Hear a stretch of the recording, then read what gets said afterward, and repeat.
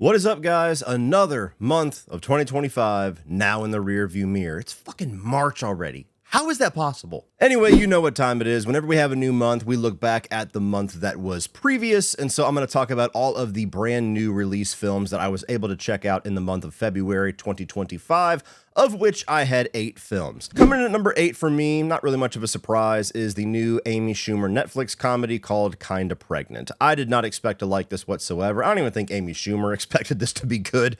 And I really only watched it because, I don't know, a couple people were expressing interest in hearing my thoughts. I talked about it very briefly in my little 2025 prediction video. So I figured, you know what, whatever. February is going to be a dry month. I'll suffer through this one, and maybe I'll be surprised. Wasn't surprised one bit. This thing was horrendous. I mean, just the state of comedy right now and for the last number of years is absolutely depressing. For somebody that grew up in a really great era of comedy in the 90s and even still a really solid section of movies in the early 2000s, I just hate what comedy has become. And this movie is the absolute worst low-hanging fruit that you can expect from a Netflix comedy that stars Amy Schumer. I don't know the woman, you know, I know that there's been some allegations about her stealing jokes and stuff, so maybe she's not a great person, who knows, maybe she's perfectly fine, maybe she's wonderful, but I just don't find her funny. I don't find her funny, I never have, I probably never will, so she's just one of those people that continuously gets these lead roles in these comedies that I'm just wondering who is the market here, who is the target audience, because I've never seen anybody say, man, I love Amy Schumer, she's hilarious. I always see the contrary. So yeah, she's not funny. Her character is despicable. You got somebody who is so psycho-obsessed on having a family and having attention that she eventually gets jealous of a group of friends or one of her friends in her friends group for being pregnant. And so she starts wearing this little fake belly and getting all of the quote-unquote benefits of being a pregnant woman. People will give up their seat for you. People will compliment how you're glowing and all this stuff. And in the midst of all of it, she starts to have a romance with, I think Will Forte is the actor's name. And you just feel bad for him because it's like, dude, run. This bitch is crazy. Why am I supposed to get invested in her overcoming anything and getting the guy of her dreams when she doesn't fucking deserve it? And then all along the way, you just get the nastiest, gross out toilet humor. I mean, literally a woman drinks a cup of cum and makes jokes about it immediately afterwards about how salty it is. It's like, that's the type of humor that you have in this movie. None of it was funny. It was insulting to my intelligence. It was insulting to the whole genre of comedy. No. Number 8, February, Kinda Pregnant.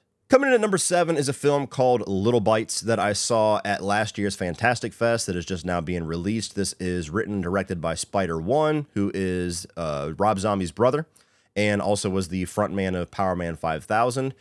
And, you know, this one, it's not anywhere near the bad, insulting level of my number 8, but it was just really messy and boring.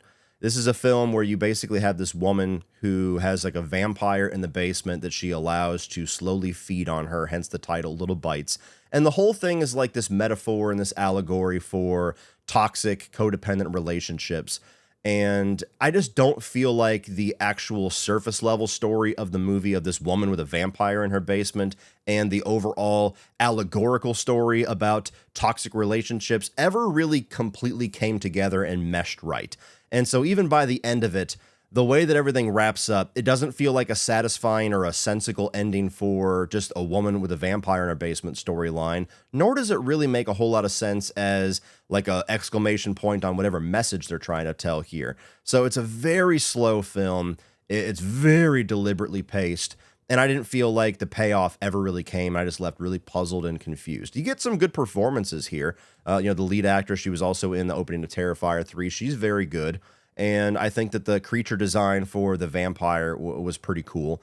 But everything that they're actually doing in this movie, aside from those two things, just never really came together for me. So it's interesting. If it sounds like something that you might want to check out, give it a shot. You know, maybe you'll like it more than I did. For me, it just really failed to come together. Coming in at number 6, pretty big disappointment with this one, and that is Love Hurts. I actually just squeezed this in last night. I went to go see 2 of the films on this list last night to puff this list up a little bit. And Love Hurts was one that I was actually looking forward to. I'm a big fan of Ki Huy Fuck. Today, Junior? Ki Huy Kwan. And so for back on the Goonies, Temple of Doom, two of my favorite films of all time. Even Encino Man had a small role. So a guy that I loved as a kid and was very happy to see him get this resurgence out of nowhere, right alongside his old co-star Brendan Fraser, where he starred in Everything Everywhere All at Once, a movie that I didn't love. It wasn't quite on my wavelength, but I thought he was very good in it, among a lot of other things about it. Movie I respect. And him winning the Oscar for that, it was very cool. You know, it felt like all of us that consider ourselves Goonies kind of won. So he's one of those actors that I'm like rooting for him to have this awesome career now.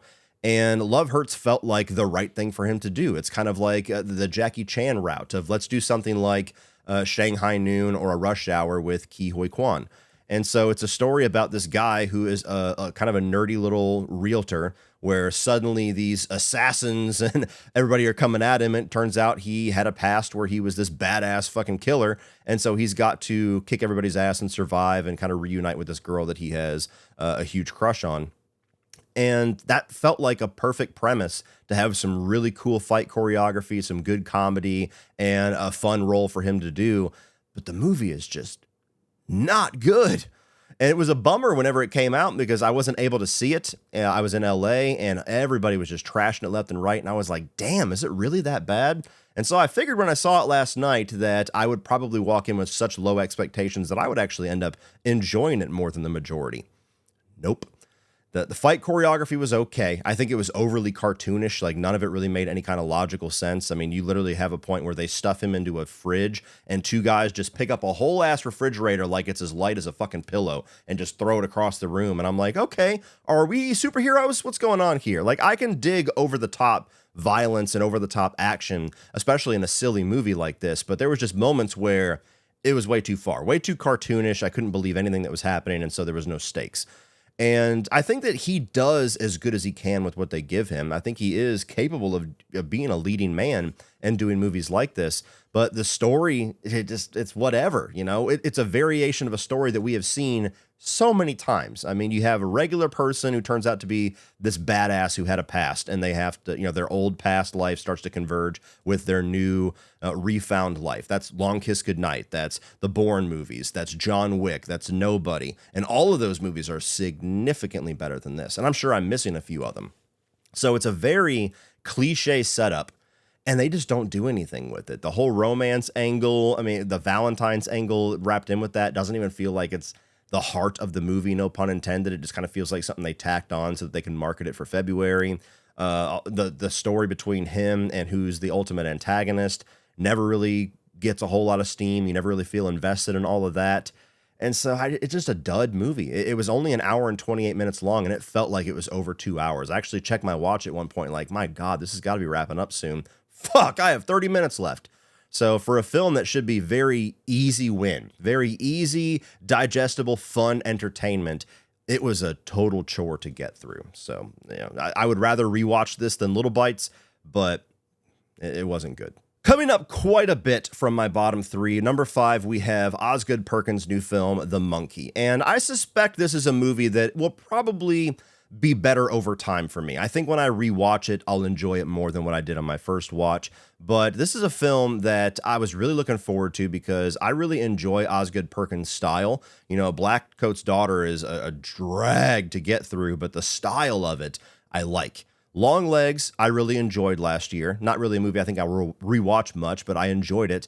And when I heard that this was going to be Osgood Perkins doing the horror comedy route, I was like, man, that's awesome. I could see his style and like his level of violence and gore and the dark humor and storytelling that he has in a really silly story and situation. I could see that working perfectly. And it did work perfectly for me for about the first 45 minutes. For as much of this movie was spending on them as kids, I thought was very funny, very effective, had a blast with it.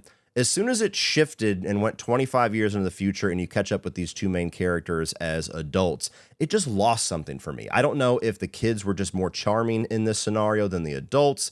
I don't know if it's just that the performance of the more of a dickhead brother just wasn't landing for me. I don't know if it was that the humor and the style of the movie had kind of exhausted itself by then. I really can't quite put my finger on what happened, but there is a very clear split in this movie where everything up to that point I was loving, and then everything after that point was very much diminishing returns for me. Now, it's still a very fun movie that I would recommend everybody check out. Even if you're somebody that didn't care for long legs, this is totally something else. It's basically like a Looney Tunes version of Final Destination. You know, it's about this little monkey toy that has the little drums, and whenever you turn the key and mess with it, and he does the little drumming pattern, somebody around you randomly and horrifically dies. And so it's really violent and gory and over the top, but in a way that is just gets you this guttural, humorous reaction out of you. Somebody like explodes and you laugh. You're not horrified. You're like, holy fuck, that was wild. And it's got a really sharp sense of humor with the comedic timing and the editing and everything for the most part, at least in the first half. And then it just, I don't know, something about it gets a little too quirky for me in the last half. And quirk type of humor is something that is very hit or miss with me. There's a very fine line between being quirky and weird and I'm digging it, and being quirky and weird and you're kind of turning me off. So as I said, I suspect when I get to watch this again, I'm probably going to have a better time with it. But when I saw the first time, I was like, man, I was expecting this to be the easiest number one of this month. And I left a bit disappointed, but still recommend checking it out. It was fun for the most part. Coming in at number 4, we have Captain America: Brave New World. Now, this is one that, you know, it has been a big topic this month because of everything that's been going on with the quality dip of Marvel in the last number of years. And this movie specifically has been in the tabloids for a while because of all of the reported reshoots and the horrible test screenings. And, you know, after Kevin Feige got a little bit more involved with it, basically scrapped what they had as a movie and kind of started from scratch. That was all the reports we were getting. What the actual truth actually is with this film, who knows? Maybe it wasn't that drastic, but it just smelled like disaster for a very long time. And for a lot of people, when you saw the actual movie, it reaffirmed all of that. A lot of people really did not enjoy this film. I thought it was fine. I don't think it's anywhere near as good as the other Captain America films, which, you know, in and of itself is kind of a statement that it's not really worth your time. But overall, I did have a decent enough time with it. I really like Anthony Mackie in this role.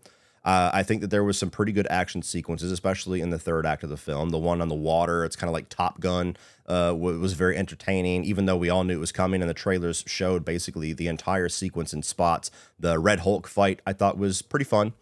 I thought Harrison Ford was very good in this, and there were certain story elements, especially with his character, that I thought was interesting. I actually liked the fact that the movie was like this long delayed sequel to The Incredible Hulk, because I really enjoyed that film. And I'm somebody who's always been a big champion of it and never understood why it was always this black sheep. But I get for a lot of people, that was a big negative, because now you're following up plot lines that we haven't even brought up since 2008. So I get that part of it. But it is a movie that you watch and you absolutely can see the indecisiveness, the microwaved script writing where they just needed to get it in front of cameras and they'll figure it out as they go along. And the reshoots. I mean, you have Giancarlo Esposito in here where his entire placement in the film, you can tell, was something they added, and you just never really quite grasp his significance in the film, which is the last thing you want to say about a Giancarlo Esposito role. And, you know, the writing with the dialogue and with how things go was not so great. You know, it's not a film that really understands the themes that it's going for and understands its characters and really sets up things that makes this a worthwhile follow-up to the Captain America films, which I always thought were the strongest, among the strongest of the MCU. And so it's just kind of people going from point A to point B to point C to point D.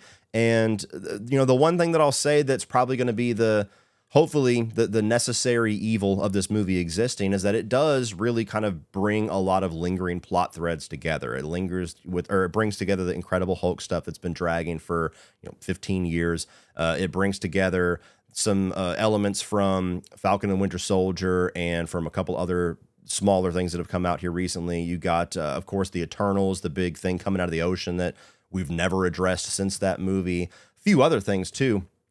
And so it feels like this is a movie that's going to kind of pull everything together, sacrifice itself to pull some plot threads together and set us up for hopefully a much more successful future with Thunderbolts onward.